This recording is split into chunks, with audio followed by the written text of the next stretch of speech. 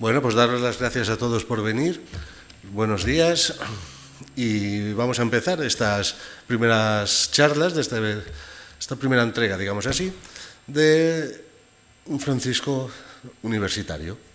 Yo soy Juan, soy ministro de la Tercera Orden y hoy os hablo en representación de la Interfranciscana Valenciana, de Valencia.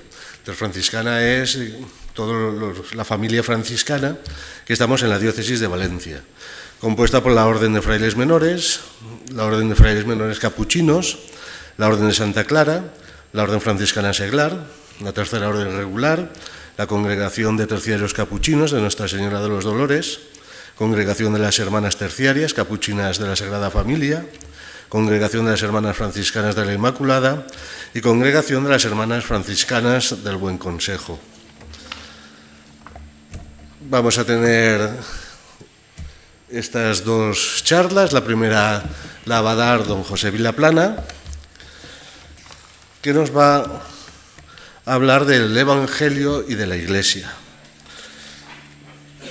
La segunda la dará don José Luis Folgado, que nos hablará del franciscanismo y la cultura mediática. A don José ya todos lo conocéis, pero damos unas dos líneas.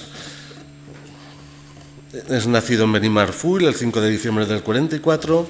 Entre los años 1984 y 1991 fue obispo auxiliar de Valencia. Entre 1991 y 2006, obispo de Santander, y desde 2006 hasta 2020, obispo de la diócesis de Huelva.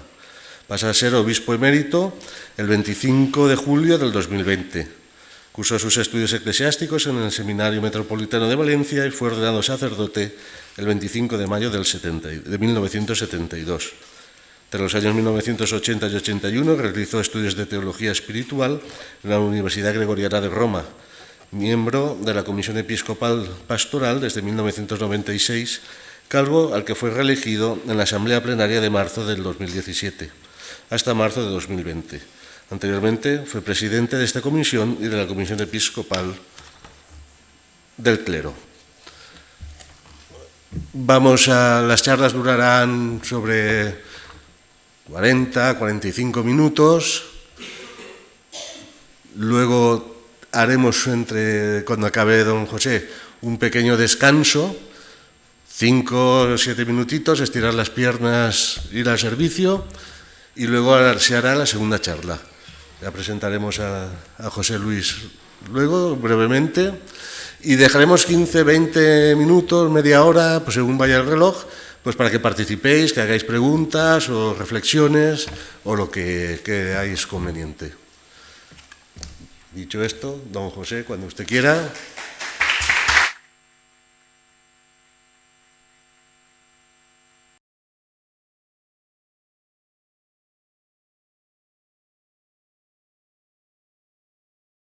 Presentación, queridos amigos, yo creo que es la mejor manera con la que os puedo saludar en esta charla, amigos y hermanos, porque yo también pertenezco a esta familia franciscana, pues porque los franciscanos de Valencia en un momento determinado, sin hacer ningún noviciado, me hicieron pues de la Tercera Orden, miembro de la Tercera Orden. Yo lo que quiero deciros al comenzar esta charla es que no es propiamente una conferencia. Una conferencia requiere un rigor en los datos que yo no tengo, pero sí quiero deciros que es como la historia de una larga amistad. Entonces, es una comunicación en la que yo quiero deciros un poco qué ha sido la figura de Francisco para mí y, de alguna manera, qué dice Francisco, que es lo que me pidieron, a la Iglesia de hoy. Una pequeña síntesis para ver del ejemplo que nos dejó esa figura extraordinaria, tan rica en matices, pero que en un momento de un cambio de época como el que estamos viviendo, nos puede dar unas claves muy importantes para avanzar en nuestra vida cristiana. Quiero comenzar diciéndoos cómo he cultivado yo esta amistad con Francisco de Asís. O sea, cuáles han sido los elementos que a mí me han ido enriqueciendo para conocer su figura. Y he de decir y citar lo primero, una serie de cómics. No sé si citarlo en un ambiente universitario es lo más apropiado, pero unos cómics que se llamaban Vidas Ejemplares. Esas vidas ejemplares estaban en las parroquias y los niños teníamos ocasión de conocer a estos santos, pues de una manera infantil, pero de una manera que comenzaba a ser para nosotros un referente. Yo quiero citar esa serie de cómics que a mí me ayudó mucho para tener mi primer encuentro con San Francisco, con San Agustín, con San Juan de Dios. Y esto yo creo que es importante decirlo, porque de alguna manera yo estoy añorando que los niños de nuestro tiempo pudieran tener una experiencia semejante. En vez de ver tantos vídeos violentos, de máquinas y de monstruos que se destruyen, nosotros podíamos aprender a leer conociendo unas personas que habían pasado por este mundo siguiendo las huellas de Jesús, haciendo el bien. Pues bien, yo conozco a Francisco de Asís en un cómic que es titulado Vidas Ejemplares. Me marcó mucho un viaje a Asís. Y creo que a una persona la conocemos no solamente por lo que leemos de él, por sus escritos, por sus enseñanzas, sino también por el ambiente en que vive. Y en Asís hubo dos cosas que me impresionaron mucho. L'eremo delle carceri, que es a las salidas de Asís, un lugar donde Francisco iba a retirarse y que guarda ese sabor de lo humilde, lo sencillo, lo elemental, ¿no? Y se ha podido conservar. A mí eso se me grabó en el corazón. Y otra cosa, las pinturas de Giotto. O sea, cuando queremos conocer a Francisco de Asís, no solamente lo podemos conocer en los libros, sino en las pinturas de Giotto, que yo creo que interpretó desde el punto de vista pictórico de una manera preciosa la vida de Francisco de Asís. Como no, pues tuve ocasión de leer Las Florecillas, que de alguna manera pues me hablaron más del alma de una persona que de la historia propiamente con datos, ¿verdad? Es decir, te ayuda a introducirte en el alma de Francisco, Las Florecillas, porque no hay que mirarlas con un criterio histórico, de acuerdo con los cánones con que ahora se hace la historia, sino son las historias del interior de las personas. Bien, también, como no, acabamos conociendo a los santos por las películas. Y Hermano Sol, Hermana Luna, pues que no recuerda cuando esa película maravillosa, estéticamente preciosa, pues nos deslumbró. Bueno, yo quiero deciros todo esto porque a veces pensamos que el conocimiento de los santos solo lo podemos hacer pues, leyendo o meditando sus escritos, desde luego que sí, pero hay todo un conjunto de cosas como los amigos. Nosotros vamos haciéndonos amigos de una persona cuando entramos en su casa, cuando vemos lo que le preparaba la abuela. Es decir, es una manera de entrar, diremos, en el conocimiento de las personas. A mí me marcó mucho en el conocimiento de la vida de Francisco, pues mis retiros en el convento y en la ermita de Chelva, con unos franciscanos. Ahí está el padre Sebastián, tan mayor, que realmente es el que sabe tanto de San Francisco. Pues yo creo que ahí me fui como impregnando de la espiritualidad. Y luego otra experiencia franciscana fuerte ha sido mis 9 meses en Cafarnaúm. Ahora tenemos aquí, precisamente en la sala, un religioso que por motivos de cuidarse sus ojos está aquí, pero forma parte de la comunidad de Cafarnaúm. Pues a mí me acogieron 9 meses. Entonces uno aprende a estar tan cerca de San Francisco porque todas las oraciones que hacen la comunidad franciscana cuando entra a la iglesia es: te adoro, Santísimo Señor Jesucristo, aquí y en todas las iglesias que hay en todo el mundo, y te bendigo, pues por tu Santa Cruz redimiste al mundo. Que era la oración de San Francisco cuando él entraba en una iglesia. Entonces, escuchar eso repetido por los que siguen su carisma te ayuda a impregnarte de la espiritualidad de esa persona. Y, como no, la bendición de la mesa, cuando al inicio oyes que uno de los hermanos dice Deus caritas est, et qui manet in caritate, in Deo manet, Deus in eo. Dios es amor, el que permanece en el amor permanece en Dios y Dios en él. Bueno, pero también tengo que deciros, así a modo de introducción, que he leído algunos libros que me han ayudado mucho.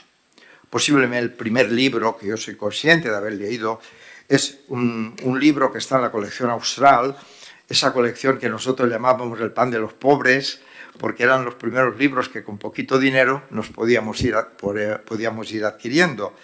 Y el título es Francisco, el santo del amor, de René Fulop Miller, que, bueno, pues una biografía sencilla, pero que te sitúa en la vida del santo de una manera, para mí me ayudó mucho. Pero últimamente sí he leído dos libros que quiero citaros por si de alguna manera os interesa, porque son muy... Bueno, uno no es tan actual, pero es actual por su forma.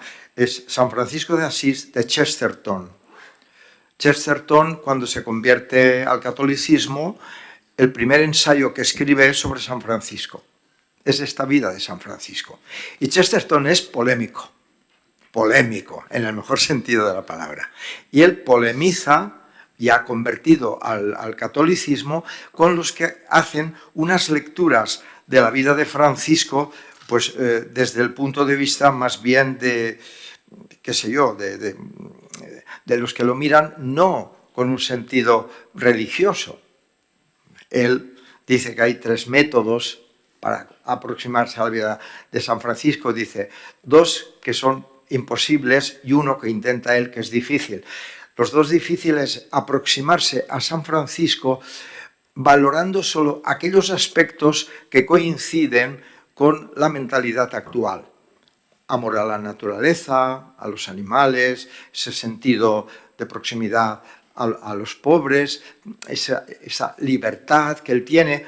Pero claro, muchos de estos estudios chocan cuando encuentran al Francisco santo. Y Chesterton dice que estos pretenderían, dice, solo escribir la historia de un santo sin Dios. Dice, eso es imposible. Pero hay muchas lecturas que intentan aproximarse a San Francisco solo como poeta, solo, diríamos, como amante de la naturaleza, pero sin descubrir la raíz de donde brota las acciones de Francisco.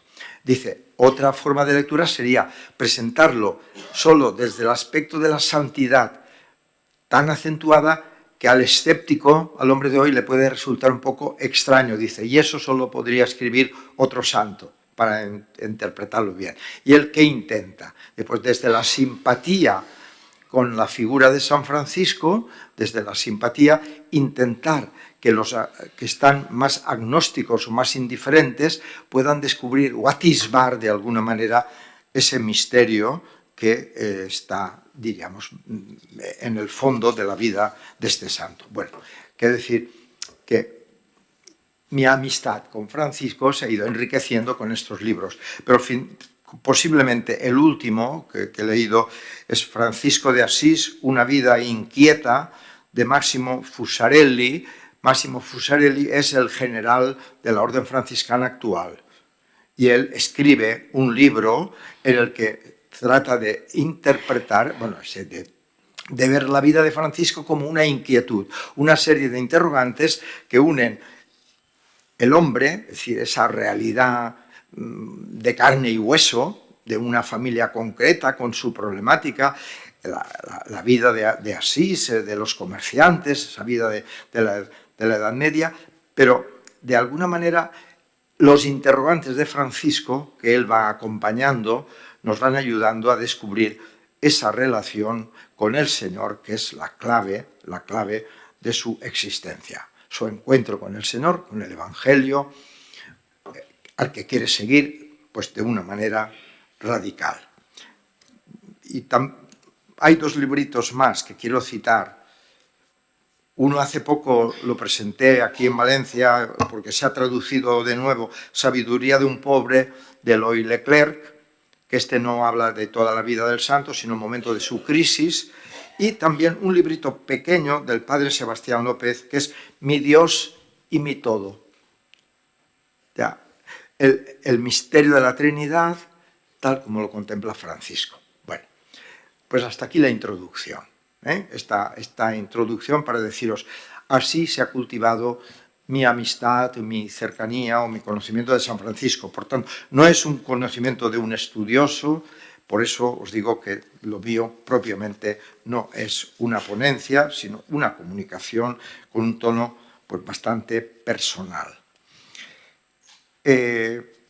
Quizás en la sala hay algunos que conocéis mucho ya a San Francisco, por lo tanto algunas cosas os parecerán obvias, algunos quizás no lo conocéis suficientemente y es un poco como asomaros a su figura. Una cosa curiosa es que San Francisco no se llama San Francisco. San Francisco se llama Juan. Su nombre de pila es Juan. Y ahí vemos un conflicto. Su padre era un comerciante de telas, rico, un comerciante. Su madre era una mujer de una gran sensibilidad y él nace cuando su padre está fuera de Asís. Él está comprando telas en Francia, en el centro de Europa, y nace Francisco y su madre lo bautiza y le pone Juan. Pero a su padre, cuando vuelve, no le gusta nada. Yo digo que intenta ponerle un nombre como comercial. Estaba de moda Francia, él viene de Francia y le pone Francesco. Y es el nombre que afortunadamente pues ha quedado en la historia. Pues nosotros, muchas personas, cuando dices que se llamaba Juan, dicen, ¿cómo es eso? Pues sí, se llamaba Juan de Pila, su padre se enfadó, no le gustó y le puso pues este nombre, digamos que podía ser como más moderno, más de acorde con su comercio. Pues bien, Francisco. Yo voy a hablaros de Francisco, no contándoos toda la historia, sino presentándoos una síntesis para ver cómo nos puede ayudar Francisco a encarar este cambio de época que estamos viviendo dentro del cristianismo. Cuando hay un cambio de época, hay que centrarse en lo fundamental, en lo esencial. Y yo pienso que Francisco es este santo que en un momento determinado de la historia sabe poner lo esencial del cristianismo en fila 1. Sale como releer el cristianismo desde los elementos más fundamentales, porque él tiene que hacer una opción de romper con toda una cultura, sobre todo comercial, en la que su padre le ha querido meter, para redescubrir lo que él ha querido seguir siempre, que es solo lo que él insiste tantas veces: vivir según la forma del Evangelio. Vivir según la forma del Evangelio. Eso lo repite una y otra vez. Y ese principio, diríamos, de querer vivir según la forma del Evangelio es lo que le hace iniciar pues, un movimiento, un estilo que encuentra una gran acogida en su momento. Yo voy a sintetizar lo que nos puede aportar Francisco en este momento en torno a 3 palabras. Francisco es un discípulo. Francisco es un hermano. Francisco es un testigo. Francisco es un discípulo. Hay que saber distinguir entre discípulo y alumno. El alumno hace referencia a un profesor, el profesor a una asignatura, pero no necesariamente el alumno tiene que entrar en contacto con el profesor ni la asignatura tiene que conformar su vida. Maestro es otra cosa. Maestro tiene relación con el discípulo. Y no se puede ser discípulo sin relación con el maestro. Hay profesores que saben ser maestros, ¿eh? No quiere decir que los profesores no puedan ser maestros. Porque el maestro enseña sobre todo las claves de la vida, enseña a vivir. Y el discípulo no puede aprender a vivir sin seguir las huellas del maestro y sin un encuentro personal con el maestro. Francisco es fundamentalmente un discípulo, porque toda su vida está referida a Jesús. Toda su vida está en movimiento con Jesús, en camino con Jesús. Massimo Fusarelli, en este libro que lo llama corazón, como hemos dicho antes, un corazón inquieto, una vida inquieta, pues indica cómo el discípulo va aprendiendo y va aprendiendo a base de dudas, a base de crisis, hasta configurarse de tal manera con el maestro que acaba, diríamos, tan íntimamente con él, que en el caso de Francisco, pues hasta las huellas de su pasión le quedarán impresas. Pero esto supone un camino que desde mi punto de vista, los que sabéis más sobre la historia de San Francisco, a lo mejor podéis discrepar, pero yo para este paso de discípulo veo como dos acontecimientos importantes en la vida de Francisco. Su encuentro con el crucifijo de San Damián, en el que se atreve a hacer una pregunta fundamental. Señor, ¿qué quieres que haga? Eso es una actitud de discípulo. No basta con conocer las cosas que dice Jesús. No. ¿Qué quieres que haga? Y él percibe que Jesús le dice, restaura mi iglesia. Y como buen discípulo, él pone manos a la obra, inmediatamente, de una forma como muy inmediata, porque piensa que Jesús le está pidiendo que restaure aquella pequeña ermita que está semiderruida. Y empieza a buscar ayuda y a poner manos a la obra. Después irá descubriendo que la restauración de la iglesia era más amplia. Era restaurar la iglesia de piedras vivas, inyectando el evangelio en esa sociedad. Pero el discípulo acoge la palabra del maestro e inmediatamente, en el caso de Francisco, la pone en práctica. Segundo acontecimiento, el beso al leproso.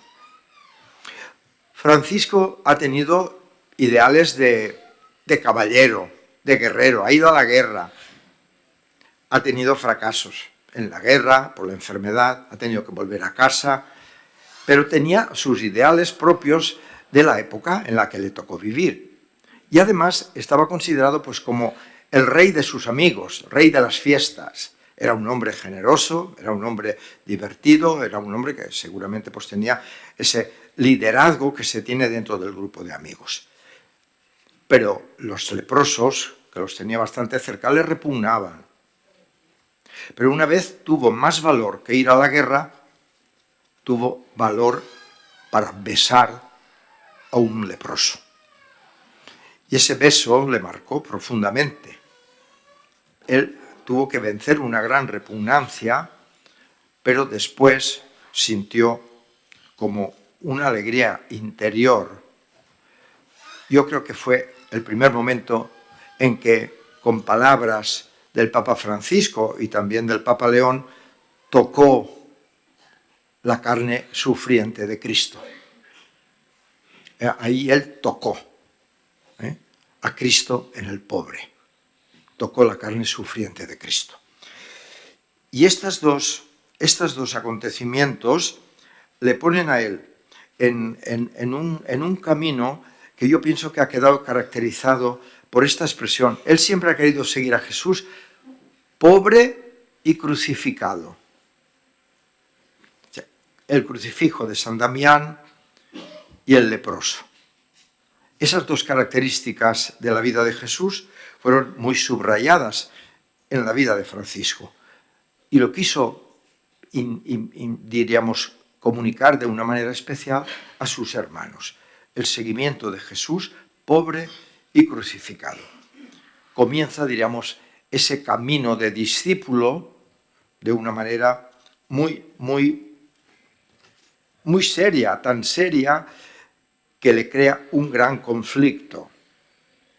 Él un día vende, mientras su padre está fuera pensando que su hijo va a ser el que va a heredar el negocio de las telas preciosas, pues él vende las telas, saca dinero para la ermita de San Damián, para los pobres, de una manera que crea un gran conflicto con su padre, conflicto que le llevó a tenerlo encerrado a pan y agua. Conflicto que seguramente venció, pues gracias, pero de alguna manera el conflicto fue tan gordo por el coste de lo que él había vendido para los pobres, que su padre le lleva a juicio, y a juicio ante el obispo. Y el obispo le dice, bueno, tú eres generoso, pero claro, tú tenías que haber tenido en cuenta que esto es de tu padre. Es decir, total, que Francisco, en ese momento tenso y público, le devuelve el dinero a su padre, pero no se lo puede devolver. Lo que devuelve es la ropa que tiene. Lo único que tenía de su padre, se quita la ropa, se la da a su padre, el obispo le tiene que cubrir, y dice esa frase, yo creo que fundamental en su vida: hasta ahora he llamado padre a Pedro Bernardone, a partir de ahora solamente diré Padre nuestro que estás en el cielo. Y con una simple camisa se va. Pierde casa, pierde familia, pero gana el mundo como familia y a todas las cosas como hermanas. A partir de ahí podemos ver al hermano. Hermano, que yo pienso que en la lectura que se ha hecho algunas veces de la vida de San Francisco, como el amante de la naturaleza, etcétera, de los animales y tal, no hay una visión acertada, porque se piensa que Francisco es un cantor de la naturaleza, y no es así. Francisco es un cantor de su Padre Dios, y porque ha acogido a Dios como Padre, todas las cosas se le han hecho hermanas. Yo creo que es una clave muy importante, ¿eh? O sea, porque ha descubierto a Dios como Padre, todas las cosas se le han hecho hermanas. Y como ha tomado tan en serio esa paternidad de Dios, pues ha tomado tan en serio a las criaturas, a todas las criaturas, como hermanas suyas. Yo creo que esto es muy importante cuando intentamos descubrir la raíz de la vida de Francisco. La raíz de la vida de Francisco en esa relación con todos los hermanos, con toda la creación, porque el cántico de las criaturas, algunas personas pueden pensar que es un canto al sol. No es un canto al sol, es un canto al Dios creador, es a Dios como Padre. Loado seas mi Señor, se dirige a Él por toda criatura. Y loado seas, pues por el hermano sol, por la hermana tierra, magnífico, poesía magnífica, pero que hace que todas las criaturas le canten a su creador, a su Padre. Y mirad, es muy importante esto en cómo entender la fraternidad. ¿Quién es un hermano? ¿Quién es un hermano? Cuando nosotros decimos hermano, ¿qué queremos decir? Bonhoeffer, en su pequeño librito sobre la comunidad cristiana, hace una distinción preciosa que dice: al hermano no se le elige, se le encuentra. Claro, nosotros a nuestros hermanos de carne y sangre los hemos encontrado bajo el mismo techo porque otros nos han dado la vida. Lo que me hace hermano no es lo que yo hago por mi hermano o lo que mi hermano hace por mí en un primer momento. Yo me reconozco hermano dentro de una casa donde unos mismos padres, a él y a mí y a los otros hermanos, nos han dado la vida y nos alimentan y nos cuidan. No los hemos elegido, los encontramos. Y entonces sí, lo que podemos es ser buenos hermanos cuando los tomamos en serio, cuando crecemos juntos, cuando nos alegramos de lo que vamos consiguiendo unos y otros, pero lo que nos hace hermanos es quien nos ha dado la vida.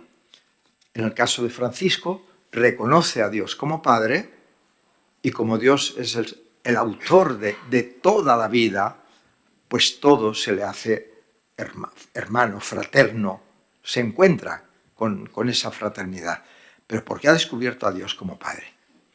En ese sentido, yo creo que Chesterton, en ese diálogo que tiene polémico dentro de su obra, lo recuerda esto siempre, ¿no?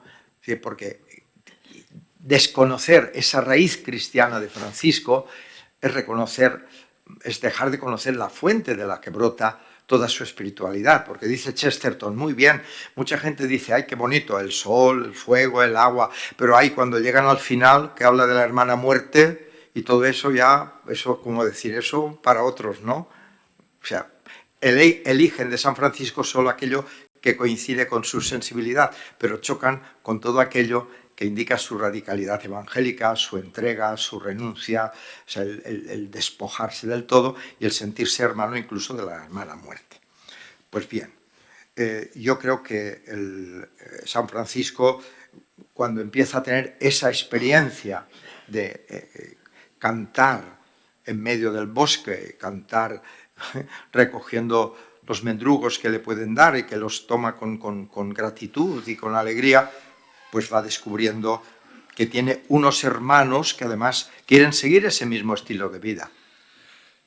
Y tiene la experiencia de un crecimiento enorme de hermanos que siguen su misma regla, una regla que al mismo tiempo él siempre somete al juicio de la Iglesia. A veces, cuando yo me encuentro con personas que de alguna manera pueden mirar a San Francisco como una especie de hippie, les sorprendería mucho leer ese pequeño testamento de Siena, que posiblemente pues, unos meses antes de su muerte él se siente morir y llama a unos hermanos porque quieren mostrar su última voluntad.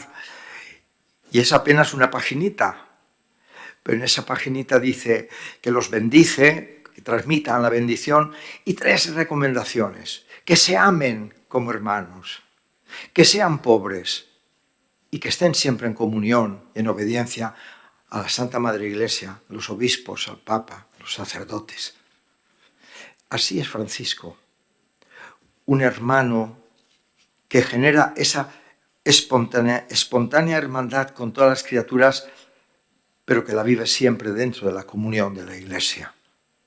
Yo creo que esto es precioso, por eso quiere ir a ver al Papa, quiere que el Papa le acepte esa regla que él quiere resumir en vivir según la forma del Santo Evangelio y que la está viviendo pues, con toda radicalidad.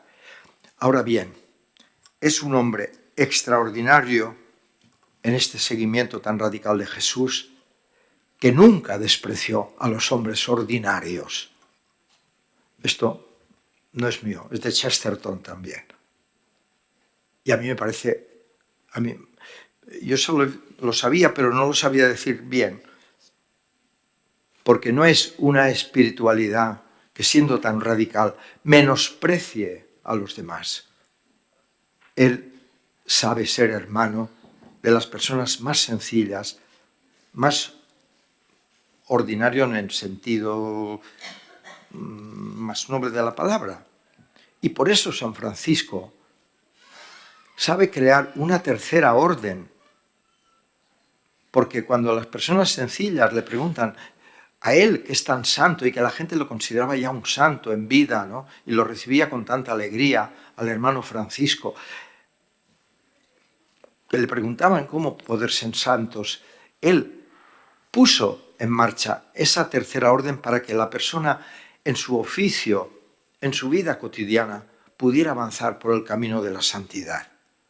Es decir, un hombre que vive esa fraternidad profundamente, que se siente hermano de todas las personas, incluso para en un momento de cruzadas violento, tener valor para ir, como diría el Papa León desarmado y desarmante ante el califa.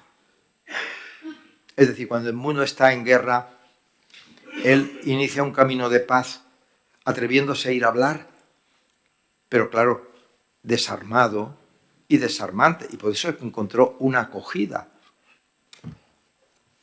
en ese mundo. Y yo, después de haber estado en Tierra Santa, sobre todo esos 9 meses, pues la verdad es que me he dado cuenta que gracias a esa primera entrevista de Francisco, ahora celebramos 800 años de su muerte, celebramos 800 años de la presencia de los franciscanos en Tierra Santa. La única cruzada que ha tenido éxito. Porque ahí están cuidando los santos lugares. Desde la paz, la violencia, el diálogo, ir desarmados como hermanos. Os he dicho 3 palabras, la tercera palabra es testigo. Francisco, desde su forma de vivir, manifiesta el Evangelio no solo con las palabras, sino sobre todo con los gestos. Ya sabéis que hay una florecilla en la que Francisco le dice a un hermano, vamos a predicar, y salen de casa y no dicen ni una palabra, y están caminando por la ciudad, y el hermano le dice en un momento, ¿pero cuándo predicamos? Y Francisco dice, hemos comenzado desde que hemos salido de casa. O sea, su forma de tratar, su forma de vivir, él intenta que refleje siempre el Evangelio.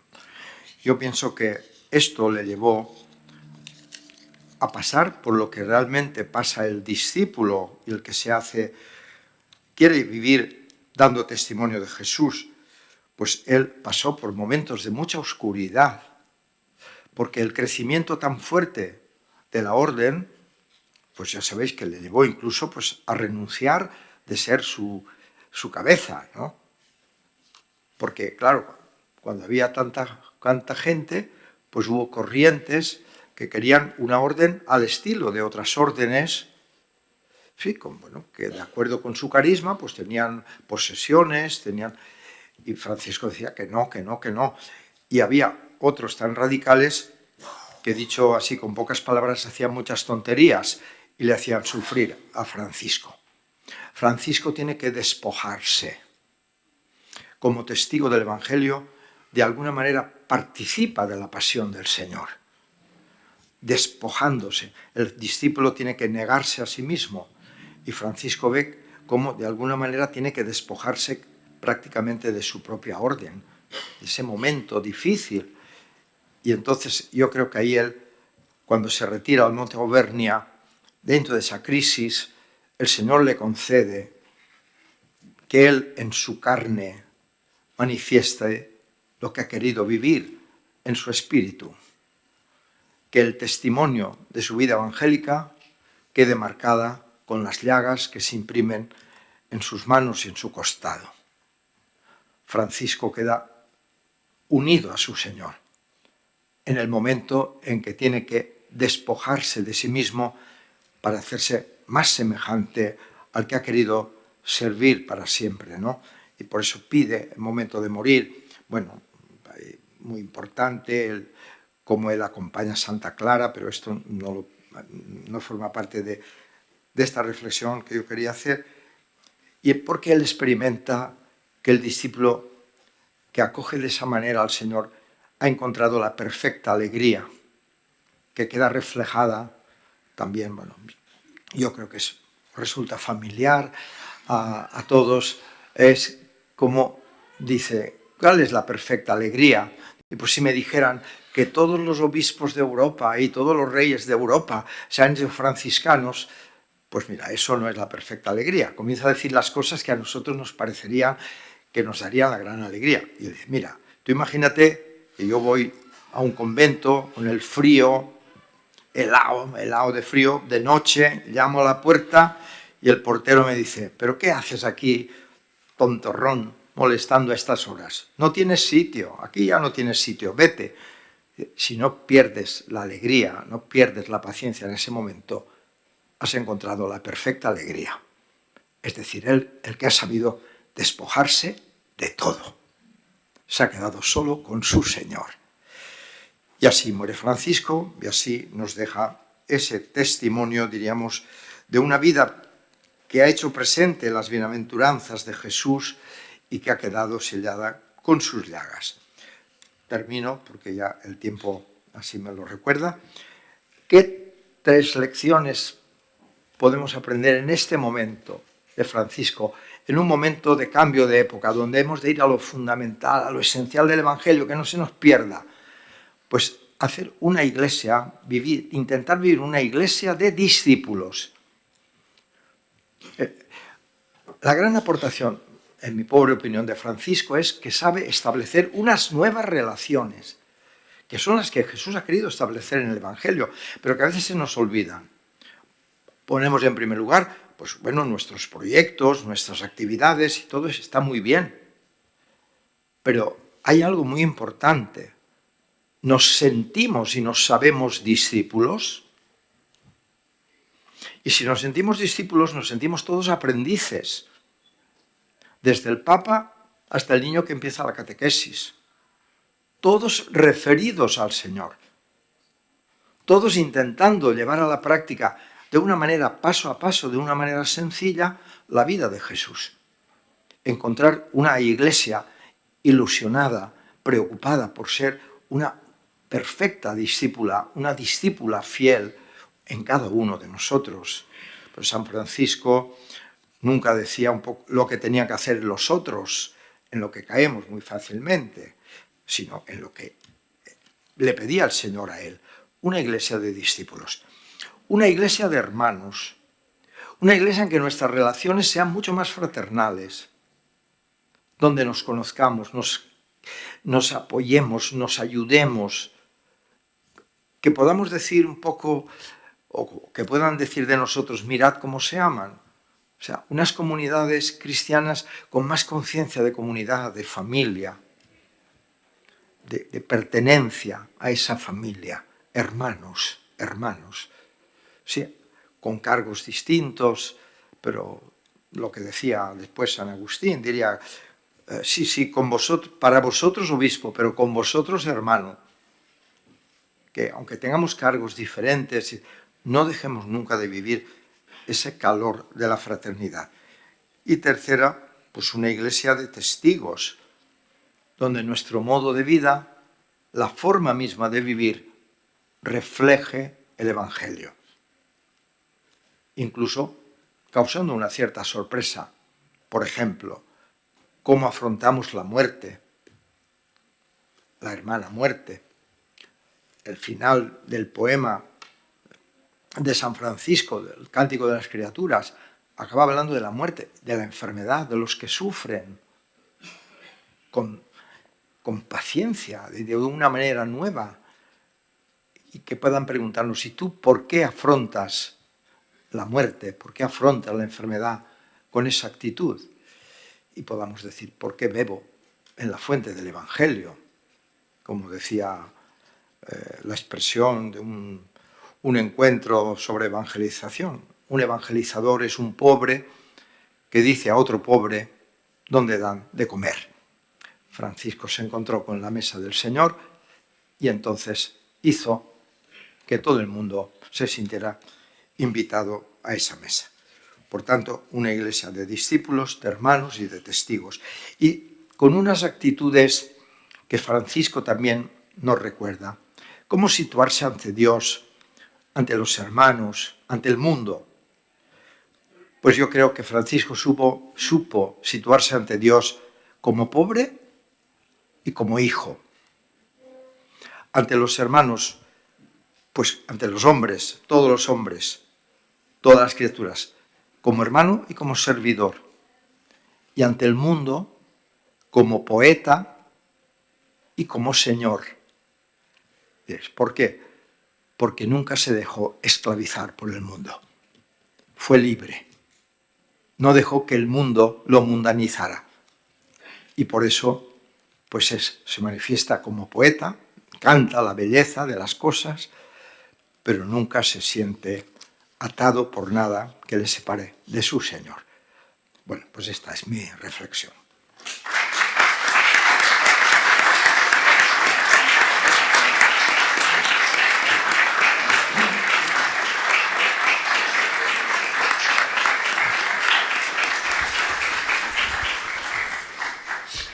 Gracias, don José. Saludar al señor decano, don Santiago Pons, a don Vicente, que antes no le hemos saludado. Y bueno, pues creo que misión cumplida, don José. Yo creo que todos salimos de aquí con ganas de conocer un poquito más a Francisco, con esa ansiedad, y a partir de ahí, pues vamos a ir a la iglesia con otro talante. Perfecto. Si os parece, vamos a hacer un descanso, 5 o 7 minutitos, estiramos las piernas, tomamos un cafetito y volvemos a la hora. Vamos a empezar la segunda ponencia, que correrá a cargo de don José Luis Folgado. José Luis es CEO de Refibra y miembro colegiado desde hace más de 30 años. Ha sido galardonado con el premio a la pequeña y mediana empresa por Seival en su 4ª edición dentro del marco del 3er Congreso de Seguridad Industrial de la Comunidad Valenciana, organizado por Femeval desde 1987. Refibra ha trabajado desde Alberic hacia el mundo, especializándose en la limpieza, reparación y revestimiento de depósitos, reconocidos a nivel nacional e internacional en seguridad. Cuenta con 31 patentes. José Luis es ingeniero técnico, máster en filosofía por la UNED, máster en teología por la Universidad de Murcia, Instituto Teológico de Murcia de la OFM. Nos va a hablar José Luis sobre el franciscanismo y la cultura mediática. Basará la charla en 3 puntos: fuentes de la espiritualidad franciscana, franciscanismo en nuestra sociedad actual capitalista y cultura mediática. Pues, cuando quieras, José Luis. Bueno, es terciario, miembro de la Tercera Orden, y cuando tú quieras. Muy bien, Juan. Bueno, pues muchísimas gracias por la invitación de la UCV, su decano, don Santiago Pons, por acogernos en este espacio tan emblemático. Y, por mi parte, es un honor para mí compartir mesa con Monseñor José Villaplana, terciario franciscano, como un servidor, y en estas jornadas de conferencias organizadas dentro de los actos conmemorativos del 800 aniversario del tránsito de nuestro Padre San Francisco de Asís. El tema que me ha tocado presentarles a ustedes para que reflexionemos juntos es el franciscanismo y la cultura mediática. ¿Cómo de actual es el mensaje de San Francisco en esta sociedad capitalista del siglo XXI?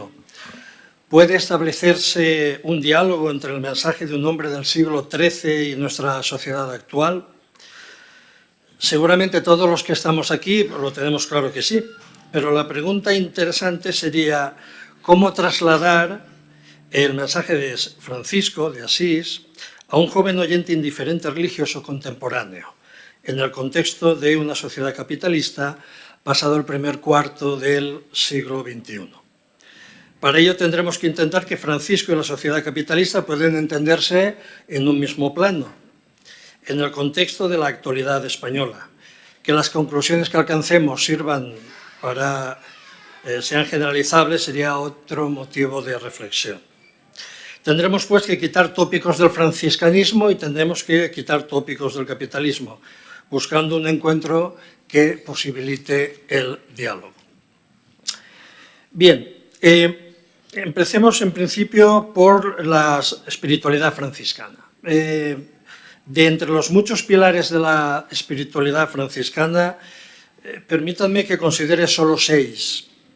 Esta elección la hacemos porque se nos presenta como los más difíciles y necesitados de explicación para nuestro joven indiferente religioso. En primer lugar, la pobreza. La pobreza, en términos negativos, ¿qué es? Pues la pobreza es el fruto de la injusticia, de la explotación. Pobreza es marginación, abuso, etc. Sin embargo, tenemos la paradoja de que San Francisco es conocido por el santo de la pobreza y de la creación. Su amor radical a la pobreza puede no ser entendido en nuestros días.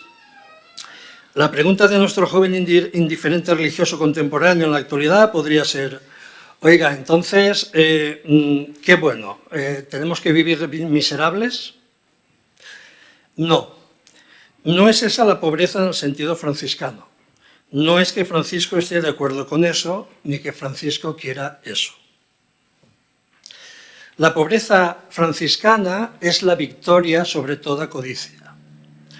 El apóstol San Pablo nos dice que la codicia es el origen de todos los males. La persona que está aferrada, este es mi coche, esta es mi casa, esta es mi opinión, esto es lo único que vale. Esta persona no tiene paz, esta persona no es libre porque está encadenada. En cambio, el que está con el corazón enteramente victorioso porque lo tiene por encima de toda codicia, esa persona es libre. Así pues, la pobreza franciscana, como decíamos, es la victoria sobre toda codicia, porque yo sé cuál es mi verdadero bien es Dios. Segundo pilar, la alegría. Nos dice Santo Tomás de Aquino que la alegría es el fruto natural del encuentro con el bien. Entonces, si yo me encuentro con algo que me hace bien, ¿qué siento? Alegría. Por eso el enamorado, cuando ve a su enamorada o enamorado, siente alegría, y el papá cuando coge a su bebé en brazos también. ¿Por qué San Francisco estaba siempre alegre hablando con las flores, con los animales, etcétera? Pues porque estaba enamorado. Luego, la alegría franciscana, ¿en qué consiste? En el encuentro renovado con el bien mayor. ¿Y cuál es ese bien mayor? Dios. ¿Y dónde me encuentro con Dios? En la oración, en la palabra, en la naturaleza, en sus criaturas. O puedo descubrir a Dios en los pobres. Francisco fue un gran apóstol de los leprosos, los más marginados de todos los marginados de su tiempo. Luego, la alegría franciscana es el encuentro renovado con el bien mayor, que es Dios. La fraternidad. Es muy hermoso ver cómo llega San Francisco de Asís a la fraternidad. Don José lo ha explicado muy bien. ¿En dónde tiene su fuente la fraternidad? En la filiación. Filiación es la característica de ser hijo. Descubro que Dios es mi Padre. Ese es mi bien mayor y esa es mi alegría. Yo soy su hijo. Pero inmediatamente caigo en la cuenta de que, y este hermano querido, pues también es hijo. Luego, ¿qué es la fraternidad franciscana? El encuentro con aquellos que han nacido del mismo amor que a mí me engendró. No tiene nada que ver con la simpatía. Don José me cae bien, Juan me cae muy mal. Eso viene de la carnalidad, ¿vale? Eso no es la fraternidad franciscana. La fraternidad franciscana es la conciencia de que hay otros que han nacido del mismo amor que a mí me engendró. Vamos a la cuarta. Esta es un poquito compleja. La minoridad. Esa palabra la quería mucho San Francisco. Cuando fundó su orden, no dijo: voy a fundar la orden de los franciscanos. Claro, eso no casaba con la humildad de nuestro padre. ¿Cómo llamó San Francisco a su orden? Pues orden de los frailes menores. Minoridad obviamente viene de menor. Ser menor es vivir la minoridad. ¿Y qué significa ser menor? Aquí pasa lo mismo que en la pobreza, hay que entenderlo en clave positiva. Nuestro joven indiferente religioso contemporáneo podía preguntar: oiga, ¿cómo es eso de ser menor? Si yo tengo una capacidad que éste no tiene, ¿por qué voy a ser menor? Si yo tengo más preparación, ¿por qué voy a ser menor? Y si yo trabajo más, ¿por qué voy a ser menor? Bien, en la carta a los Filipenses, en el capítulo 2, allá por el versículo 5, dice: haya pues en vosotros este sentir que hubo también en Cristo Jesús, el cual, siendo en forma de Dios, no estimó el ser igual a Dios como cosa a que aferrarse, sino que se despojó a sí mismo, tomando forma de siervo, hecho semejante a los hombres, y estando en la condición de hombre, se humilló a sí mismo, haciéndose obediente hasta la muerte, y la muerte de cruz. Luego ya vemos que la minoridad tiene una raíz bíblica, Cristo se abajó, se anodadó, se despojó, también lo ha dicho don José. Entonces, a medida que Cristo bajaba, se despojaba. Luego, la minoridad, ¿qué es desde la perspectiva franciscana? Es la resolución del despojo, es deshacerme de todo lo mejor de mí en favor de mis hermanos. Es encontrar en todos mis hermanos a quien servir, a quien ayudar, encontrar de qué despojarme. Mientras que los codiciosos del mundo siempre están preguntando ¿qué más tengo que conseguir? La pregunta extraña de Francisco es ¿de qué me falta desprenderme? Todo el mundo está pensando en qué me hace falta para reunir y San Francisco está pensando en qué me hace falta dar. La frase atribuida a San Francisco la conocen ustedes. Recuerda que cuando abandones esta tierra no podrás llevarte contigo nada de lo que has recibido, solamente lo que has dado. El que se está despojando, en todo ve, señores, y de todo se considera siervo. Obviamente muchos de nosotros estamos lejos de eso, pero nos dejamos inspirar como franciscanos que somos. La penúltima, la paz. ¿Y cuál es el fruto de la pobreza, de la alegría, de la fraternidad, de la minoridad? Pues el fruto de todo eso es la paz. Es imposible que el que esté libre de codicia, que tenga su alegría en Dios, que reconoce a cada ser humano como nacido del amor de Dios, que además quiere dar a cada ser humano lo que ha recibido, pueda tener algún enemigo. Ese es el camino franciscano hacia la paz. Vemos cómo vamos avanzando en la conclusión de que la espiritualidad franciscana es una espiritualidad actual y es una espiritualidad de comunión. Por último, llegaríamos al último de los pilares de la espiritualidad franciscana que necesitaríamos explicar a nuestros contemporáneos indiferentes religiosos, que es la libertad. El franciscanismo entiende la libertad no como hacer lo que uno quiere, sino como una capacidad amorosa para servir a Dios y al prójimo, especialmente a los pobres, superando el egoísmo. Esta libertad cristiana, reflejada en la vida de San Francisco, se manifiesta mediante el desapego, el amor gratuito y la obediencia alegre, considerando que el servicio es la verdadera forma de libertad. La libertad, entonces, la verdadera libertad se expresa en el servicio y la voluntad de Dios, en contraposición al egoísmo o a la simple elección entre el bien y el mal. San Francisco ejemplificó cómo compaginar una profunda libertad personal con la obediencia, siendo una contestación permanente. La libertad franciscana se nutre del amor y la alegría, lo que motiva a las personas a ser libres para Dios y para los demás, pasando por la experiencia de la cruz. Y el franciscanismo promueve una libertad que no depende de la posesión material, sino de la dignidad humana y la armonía con la creación. En resumen, el franciscanismo propone una libertad liberadora que nos hace más alegres al adherirnos voluntariamente al bien y al amor, alejándonos de la esclavitud del pecado y del egoísmo. Esa libertad frente al materialismo es la que luego nos permitirá realizar la distinción entre capitalismo y consumismo. Para terminar esta parte, habrá quien necesite que se le recuerde que esto no lo inventó San Francisco de Asís. Esto lo dice el Evangelio de nuestro Señor Jesucristo y San Francisco lo transmitió a su modo. Muy bien. Pues ya hemos intentado eliminar algún tópico que nuestro joven indiferente religioso contemporáneo podría tener sobre San Francisco de Asís y su forma de vivir el Evangelio. Pero claro, vivimos en una sociedad mediática capitalista e inevitablemente nuestra reflexión sobre las respuestas y la actualidad del franciscanismo tendrá también que incidir en la otra parte para que pueda establecerse el diálogo. Tendremos que reflexionar sobre nuestra sociedad llamada capitalista. A continuación tendremos que preguntarle a nuestro joven indiferente religioso contemporáneo, que seguramente cree vivir en una sociedad capitalista, ¿qué entiende él por capitalismo? Esto lo explica muy bien el profesor Miguel Ancho Bastos Boueta en una conferencia titulada Cristianismo y Capitalismo. la tienen ustedes en YouTube.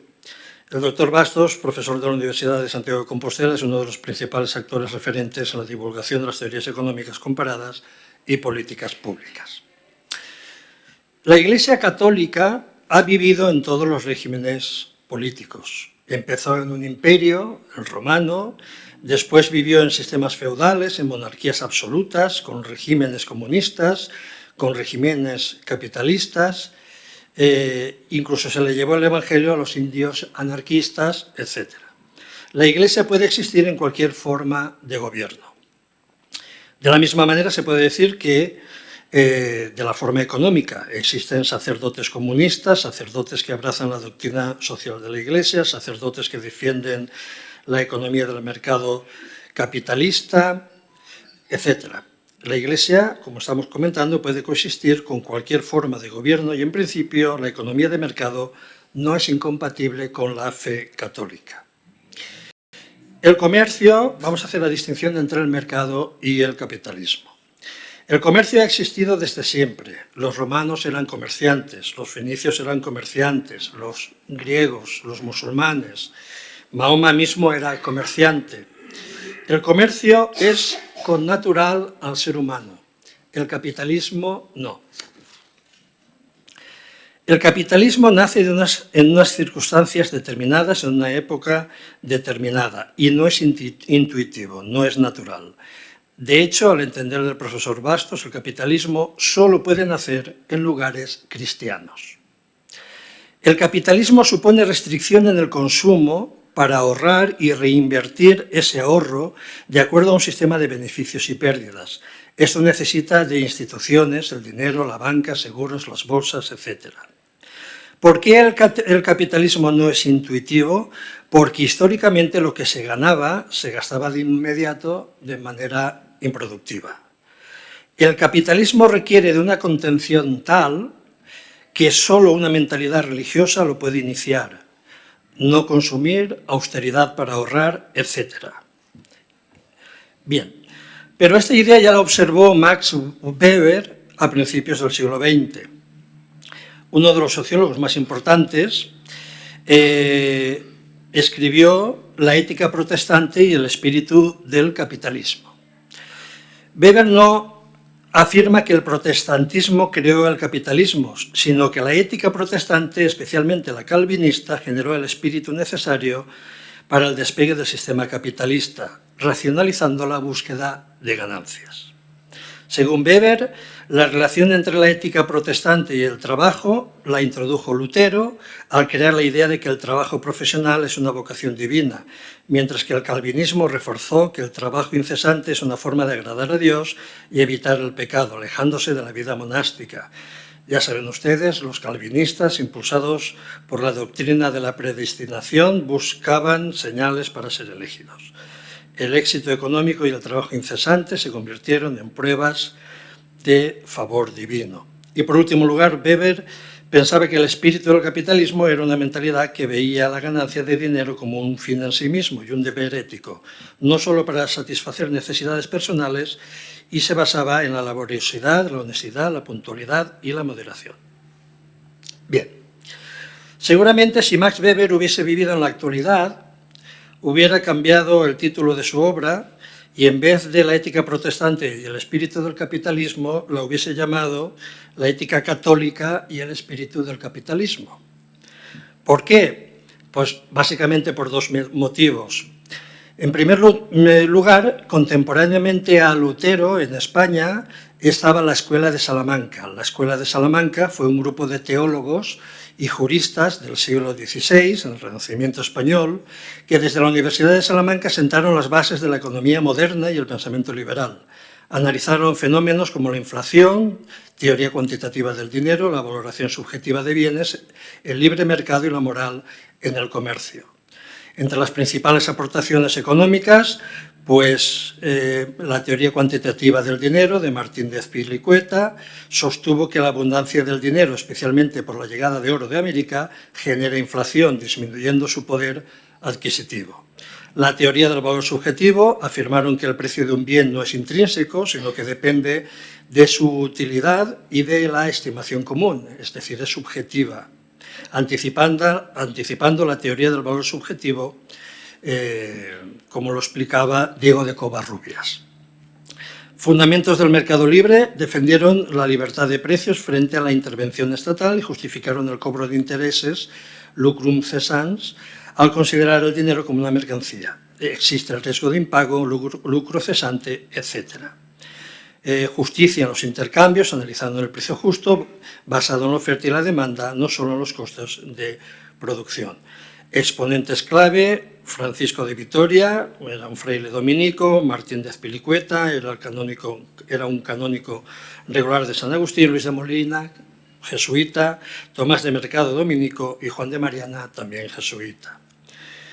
Para ampliar la información sobre la Escuela de Salamanca pueden ustedes consultar los vídeos y las obras de la historiadora, la doctora Ana María Carabias Torres. El segundo motivo por el que Max Weber hubiese titulado en la actualidad la ética católica y no la protestante es que pueden ustedes mirar los países o las regiones católicas hoy en día y verán ustedes que son mucho más prósperos que los protestantes. Y esto también lo ha visto muy bien el profesor Bastos. El capitalismo nace en Flandes y Flandes es un territorio católico. Sin embargo, calvinistas puros fueron los escoceses y allí no nació ningún capitalismo. Las primeras instituciones capitalistas, como los bancos, aparecen en ambientes católicos, por ejemplo, los Montes de Piedad franciscanos en Italia. Pero es que al día de hoy solo tienen que verlo, consúltenlo ustedes. Comparen la Alemania católica con la protestante. ¿Cuál es más rica? Comparen la Irlanda católica con la protestante. ¿Cuál es más rica? No desmerecen para nada los cantones suizos de los protestantes en cuanto a nivel de renta. Y Liechtenstein, por ejemplo, que es el país más rico del mundo, es católico. Luego, existen pocas dudas de que el capitalismo tuvo un origen cristiano. ¿Por qué? Porque el capitalismo no es un sistema económico, el capitalismo es un sistema de valores. Vive por debajo de tus posibilidades y el resto ahórralo e inviértelo de forma productiva. Weber indica que los primeros capitalistas son ascéticos, vivían del interés, jamás tocaban el principal.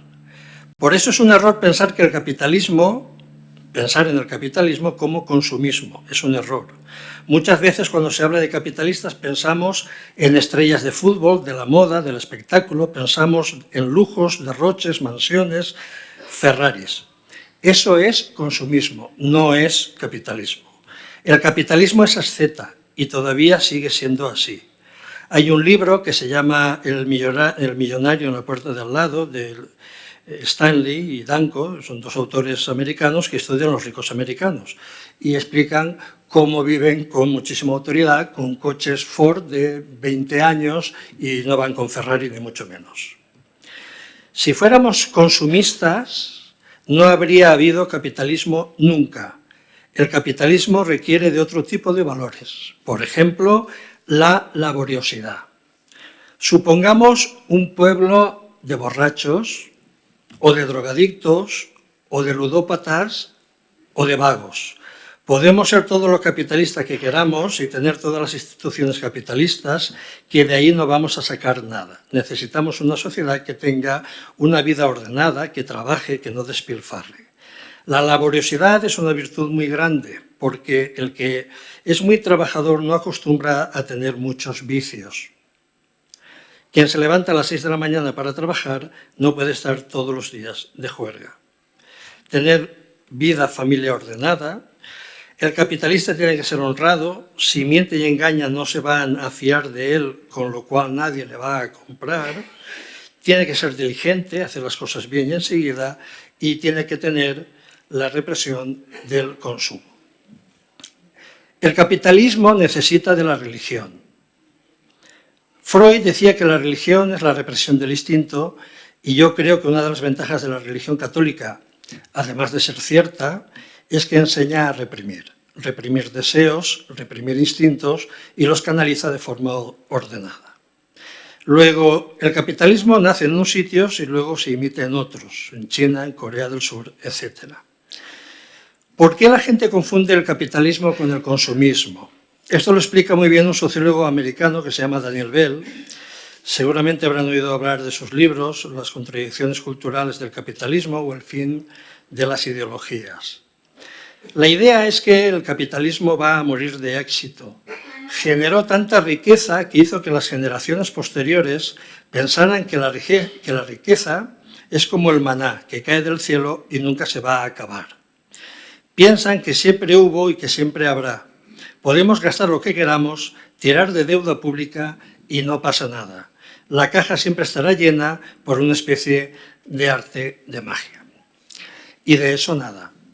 Pregúntenle ustedes a los venezolanos o a los argentinos si se puede acabar o no. Porque el capitalismo no solo para crearlo, sino para mantenerlo necesita de esos valores. Todos conocen el concepto de amortización. Cuando se compra un tractor, no es solo comprarlo, es ahorrar para al cabo de 10 años, cuando ya no funcione, comprar otro nuevo. El sistema capitalista es eso.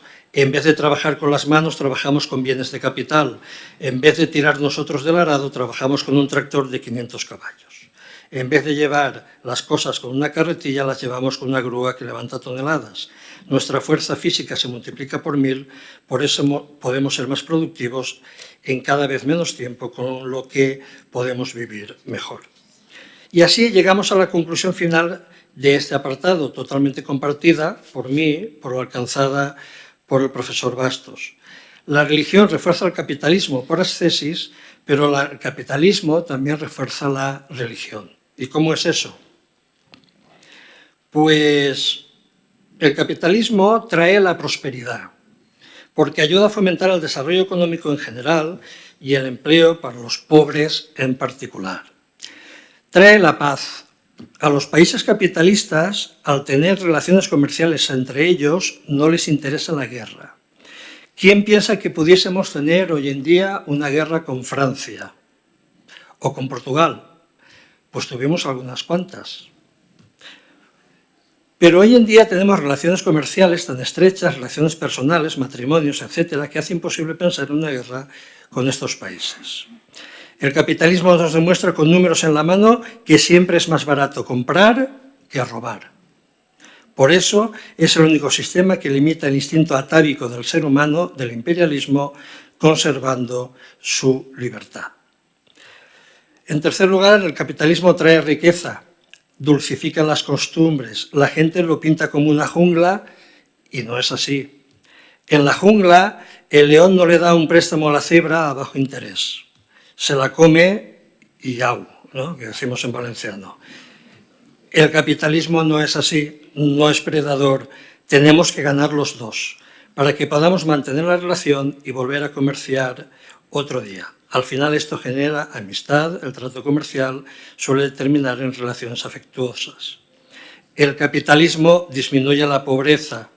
Para terminar, podemos hacernos la siguiente pregunta.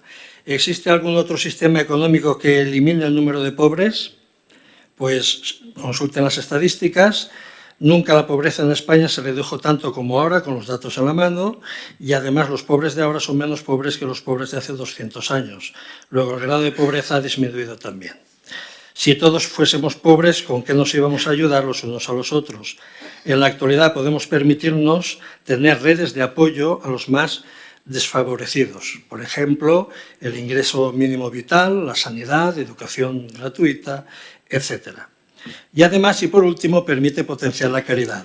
Si una sociedad es rica, puede ayudar con más medios a los más desfavorecidos. Hoy en día, en 24 horas, podemos enviar ayuda humanitaria por helicóptero o por avión a cualquier parte del mundo. Ahora bien, a veces se dice, es que el capitalismo genera el consumismo, es que el capitalismo genera explotación, es que el capitalismo genera unas conductas desordenadas. Eso es cierto, pero no es el capitalismo, somos nosotros. El cristianismo nació en el Imperio Romano y los romanos eran de los pueblos más consumistas que han existido. Allí se podía comprar y vender todo. Y sin embargo el cristianismo pudo nacer y florecer allí, imponiendo los valores cristianos en contra de los valores de la sociedad dominante.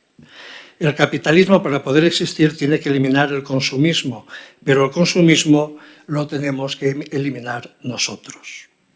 Si nosotros no vivimos como cristianos, no viviremos como capitalistas, viviremos como consumistas. La gente le echa la culpa al capitalismo de la decadencia moral de la sociedad. El capitalismo, en mi opinión, no tiene culpa ninguna. Si la sociedad reclamara Biblias y rosarios y estampitas, tendríamos tiendas de 24 horas vendiéndolas. Pero la gente no demanda esto. La gente suele demandar alcohol, juegos con el móvil las 24 horas en esas tiendas. Y si la gente pide eso, eso no es culpa del mercado, es culpa de la gente. Y si eso es así, que nunca hemos podido eliminar tanto la pobreza en España como ahora, ¿podemos aceptar la idea de que nunca antes hemos estado como sociedad tan cerca del mensaje del Evangelio y del ideal franciscano como ahora? Hemos visto cómo que puede existir el diálogo franciscano con una sociedad capitalista, que no consumista. Podemos tratar tanto desde el franciscanismo con la sociedad capitalista, podemos hablar en el mismo plano sobre libertad, sobre austeridad, sobre virtud en el trabajo, sobre ascetismo, sobre paz, sobre honradez y sobre familia, etc. Nuestra pregunta a continuación será: ¿con qué medios podemos contar los franciscanos para transmitir el mensaje del Evangelio al estilo franciscano en esta sociedad? Y con ello entraremos en la tercera y la última parte de la charla, cultura mediática. Bien. El versículo clave en el Nuevo Testamento es Mateo 28, 19. Por tanto, id y haced discípulos a todas las naciones, bautizándolos en el nombre del Padre, y del Hijo y del Espíritu Santo. En los tiempos actuales parece que la sociedad va a la deriva, dando la espalda a Dios. En tiempos recios, amigos fuertes de Dios, dirá Santa Teresa de Jesús. Nosotros podríamos preguntarnos, ¿y cuándo los tiempos no fueron recios? ¿Verdad? Como dijo San Pablo en la segunda carta a Timoteo, predica la palabra, insiste con ocasión y sin ella, reprende, reprocha y exhorta, siempre con paciencia y doctrina. Pues vendrá un tiempo en que no soportarán la sana doctrina, sino que se rodearán de maestros a la medida de sus pasiones para halagarse el oído. Cerrarán sus oídos a la verdad y se volverán a los mitos. Pero tú sé sobrio en todo, sé recio en el sufrimiento, esfuérzate en la propagación del Evangelio y cumple perfectamente tu ministerio. ¿Y nosotros qué hacemos? Pues en muchas ocasiones nos parecemos a aquel que guardó el talento en la tierra de la parábola de Mateo 25, versículos del 14 al 30. Por miedo o por pereza, olvidándonos que Cristo es el eterno contemporáneo que da respuesta a los hombres de todos los tiempos y lugares, a los hombres de este tiempo también. Optamos, por tanto, por guardarnos ese tesoro para nosotros sin ofrecérselo a los demás. Los cristianos estamos llamados a salir de nuestra zona de confort y a salir a la intemperie a evangelizar. Para ello es necesario utilizar todos los medios a nuestro alcance. ¿Qué medios? Pues en el decreto Intermirifica del Concilio Vaticano II, promulgado por el Papa Pablo VI el 4 de diciembre de 1963 sobre los medios de comunicación social, establece la postura de la Iglesia sobre el uso responsable de la prensa, cine, radio y televisión para la evangelización y el bien común, enfatizando la verdad y la moralidad. El decreto Intermirifica presenta como finalidad guiar el uso de los medios de comunicación, reconociendo su impacto en la sociedad y su potencial para la difusión del reino de Dios. Destaca la responsabilidad de que tanto productores como usuarios sigan las normas morales, promoviendo información verdadera e íntegra. Y defiende la libertad de información siempre que sea veraz, completa y respete el orden moral. Y tiene plena vigencia en el contexto actual, aunque escrito en 1963, sus principios siguen vigentes para